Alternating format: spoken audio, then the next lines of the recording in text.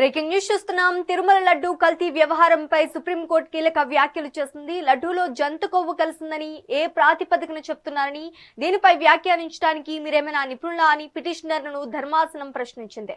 ఈ వ్యవహారంపై ఇప్పటికే స్వతంత్ర దర్యాప్తు సంస్థల విచారణ జరుగుతోందని కోర్టు గుర్తు చేసింది. పిటిషనర్ దగ్గర ఏవైనా పక్కా ఆధారాలు ఉంటే వాటిని సిబిఐకి అందజేయాలని సూచించింది. భక్తుల మనోభావాలతో ముడిపడి ఉన్న అంశం కాబట్టి ఆధారాలు లేకుండా చేసే ఆరోపణలపై కోర్టు అసహనం వ్యక్తం చేసింది.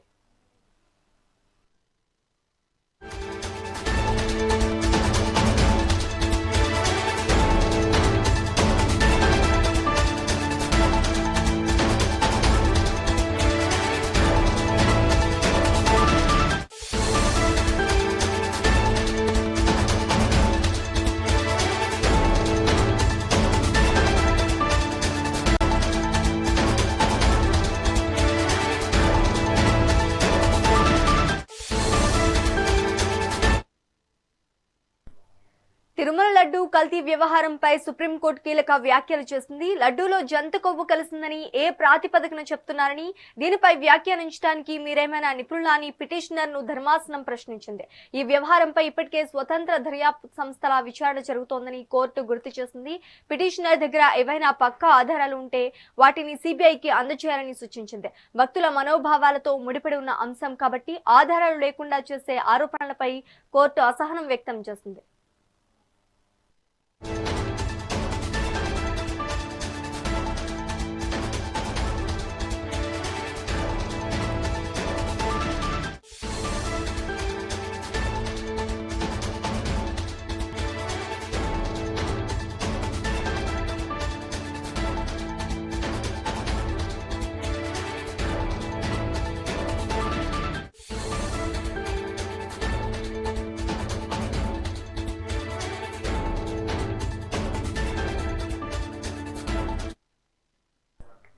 తిరుమల లడ్డు కల్తీ వ్యవహారంపై సుప్రీంకోర్టు కీలక వ్యాఖ్యలు చేసింది. లడ్డూలో జంతు కొవ్వు కలిసిందని ఏ ప్రాతిపదికన చెప్తున్నారని, దీనిపై వ్యాఖ్యానించడానికి మీరేమైనా నిపుణులా అని పిటిషనర్ను ధర్మాసనం ప్రశ్నించింది.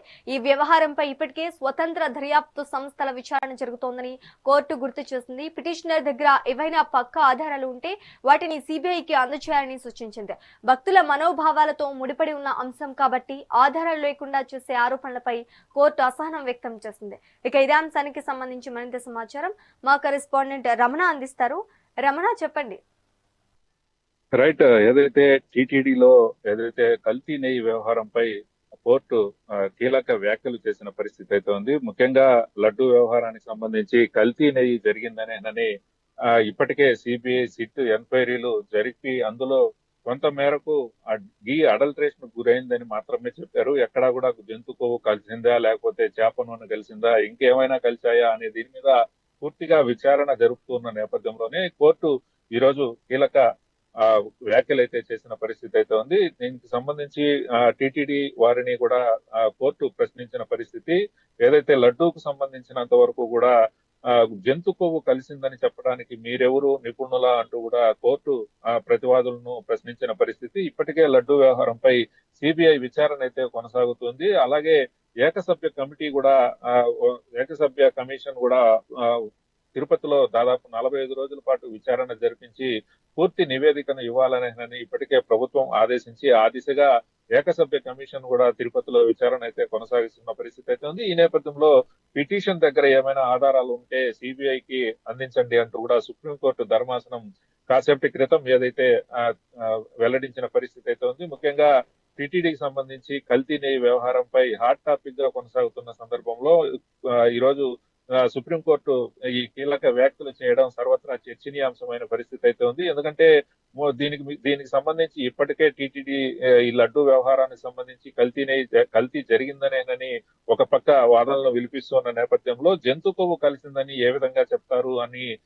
నిపుణులు ఎవరైనా పరిశీలించారా అనే దీని మీద కూడా కోర్టు ప్రశ్నించినట్లుగా కూడా తెలుస్తుంది. ఈ ప్రశ్నల ఆధారంగానే ప్రతివాదులు త్వరలోనే సమాధానం చెప్పాలని కూడా కోర్టు ఈ రకంగా కాసేపటి క్రితం అయితే చెప్పిన పరిస్థితి అయితే ఉంది. మొత్తం మీద తిరుమల తిరుపతి దేవస్థానం లడ్డు కల్తీ నెయ్యి వ్యవహారం ఇప్పుడు మరింత చర్చనీయాంశమైన పరిస్థితి అవుతోంది. ఏకసభ్య కమిషన్ అధికారి ఏ విధమైన దర్యాప్తు కొనసాగిస్తున్నారు, ఆయన ఏ విధమైన ఆ నివేదికను ప్రభుత్వానికి అందజేయనున్నారు. ఇవన్నీ కూడా పరిశీలించాల్సిన పరిస్థితి అయితే ఉంది. ప్రస్తుతానికైతే మాత్రం ఏదైతే సుప్రీంకోర్టు ధర్మాసనం చేసిన వ్యాఖ్యలు ఇప్పుడు సర్వత్రా చర్చనీయాంశమైన పరిస్థితి అయితే ఉంది.